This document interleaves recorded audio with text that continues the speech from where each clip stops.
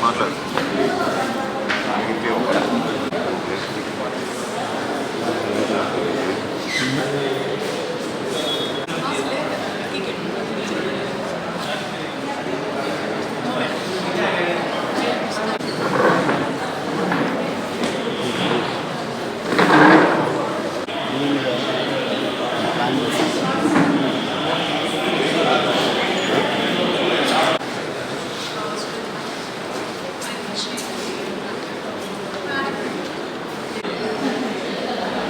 आप जेबी అంటే आप जेबीला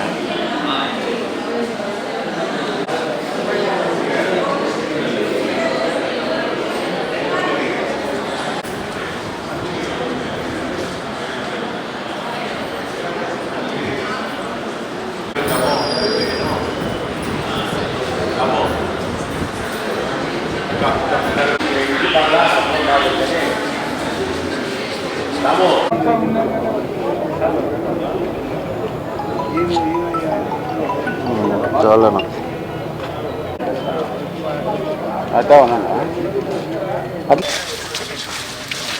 చైర్మన్ గారు మన కొత్త బిఆర్ నాయుడు గారు మన జిల్లానే మన చిత్తూరు తిరుపతి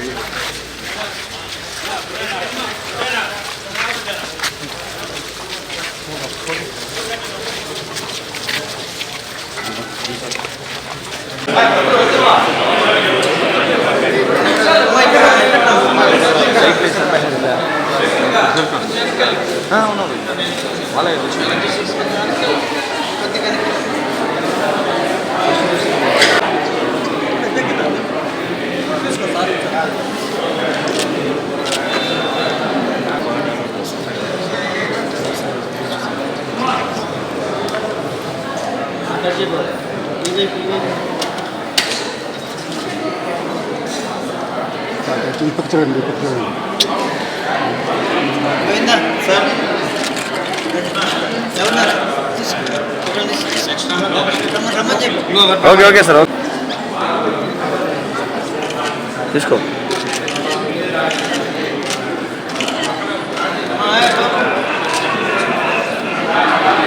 కొంచెం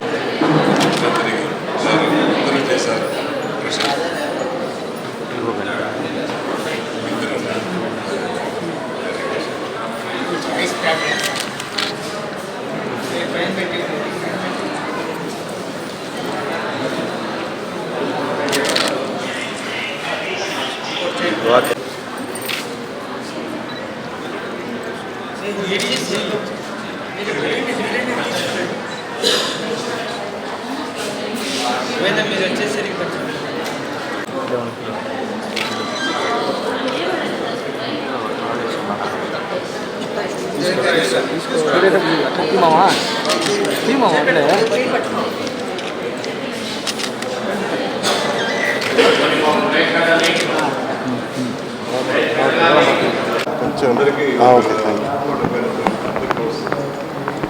కొంచెం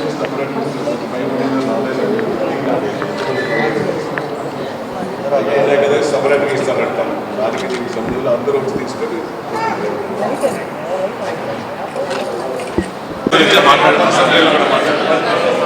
చూసారు అసెంబ్లీలో కొండపైన చిరంజీవి గారు కొట్టేశారు కొన్ని మిగిలిపోయినాయి 600 లక్షలు 528 లెక్క వేసి చెప్పారు 528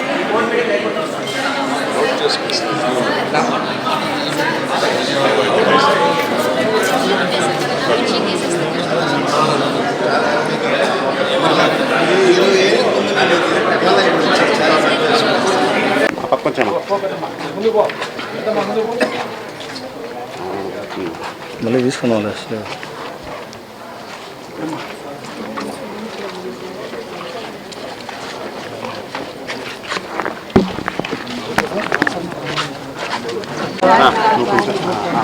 వెనక్కి వెంకీ మన చైర్మన్ గారు వస్తానే ఫస్ట్ మీటింగ్లోనే పెట్టి చేశారు ఆలోచించకుండా అది చెప్పానమ్మా. ఇప్పుడు ఎవరు రాలేదు నేను ఇప్పుడు చెప్పాను, లేకపోతే వైకుంఠ ఏకాదశికి ఇస్తారు. అది మీరు బాగుండాలి, మీరు బాగుంటారు కాబట్టి మమ్మల్ని బాగా చేశారు. మీకు మంచి తిరుమలలో ఉన్న ప్రజలకు కానీ తిరుపతి, రేణిగుంట, చంద్రగిరిలో ఉన్న ప్రజలందరికీ ఒక మంచి అవకాశం వచ్చింది. ఈ నిర్ణయాన్ని మొట్టమొదటి సమావేశంలోనే నిర్ణయం తీసుకోవడం జరిగింది. దానికి అనుగుణంగా ఇక్కడ ఎవరైతే అధికారులు ఉన్నారో ఇంత తొందరగా వీళ్ళు అమలు చేస్తారనేది కూడా సాధ్యమవుతుందని నేను అనుకోలేదు. కానీ అతి తొందరలో వీళ్ళందరూ కూడా రాత్రిపావులు కష్టపడి మీకోసం ఈ ఏర్పాట్లన్నీ చేశారు. వాళ్ళందరికీ కూడా ధన్యవాదాలు తెలుపుతున్నాం. ఇక్కడ ఉన్నటువంటి ప్రజలందరూ కూడా దీన్ని సద్వినియోగం చేసుకుంటారని ఆశిస్తున్నాం. ఇందులో వేరే వాటికి తావు లేకుండా మీరు నిర్భయంగా ఇచ్చిన అవకాశాన్ని మీరు ఉపయోగించుకొని దర్శించుకుంటారని చెప్పేసి స్వామివారిని కోరుకుంటూ ఓం నమో వెంకటేశ్వర. ఈరోజు స్థానికులకి స్వామివారి దర్శనాన్ని కల్పించే క్రమంలో భాగంగా ఉదయము తిరుపతిలో కౌంటర్స్ ఓపెన్ చేయడం జరిగింది. చైర్మన్ గారు, లోకల్ ఎమ్మెల్యే గారు, అలానే చంద్రగిరి ఎమ్మెల్యే గారు కూడా పార్టిసిపేట్ చేయడం జరిగింది. అక్కడ దాదాపు 6 కౌంటర్స్ ఇన్స్టాల్ చేయడం జరిగింది. ఇక్కడ తిరుమలలో 500 టికెట్లు ఇవ్వడం జరుగుతుంది. ఇక్కడ 2 కౌంటర్స్ని ఏర్పాటు చేయడం జరిగింది. 2 చోట్ల కూడా చాలా తక్కువ సమయంలో వితిన్ సమ్ లెస్ దెన్ 30 సెకండ్స్లో మనం టికెట్ జనరేట్ చేసి భక్తులకి అందజేయటం జరుగుతుంది.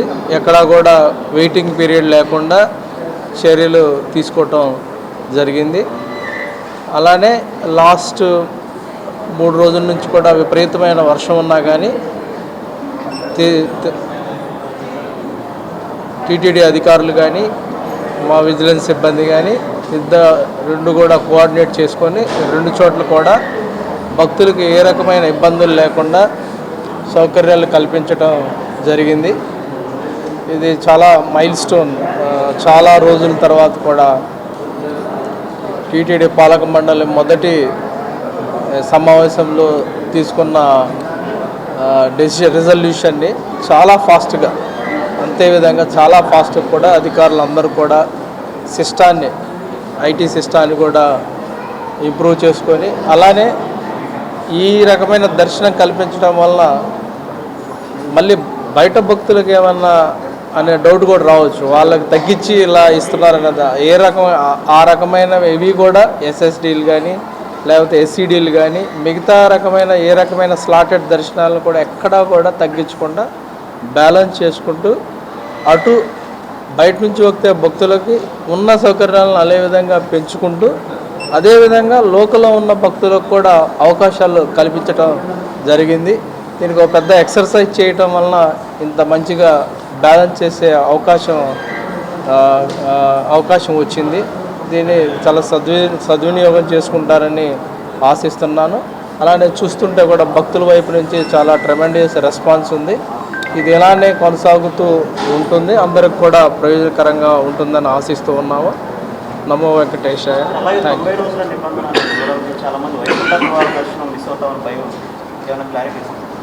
ఇది క్లారిఫై చేస్తాం, మళ్ళీ క్లారిఫై చేస్తాం తర్వాత. ఓం నమో వెంకటేశాయ. తిరుమల తిరుపతి నివాసుల కోరిక నెరవేర్చిన ముఖ్యమంత్రి గౌరవనీయులు నారా చంద్రబాబు నాయుడు గారు, ఉప ముఖ్యమంత్రి గౌరవనీయులు కొణిదెల పవన్ కళ్యాణ్ గారు,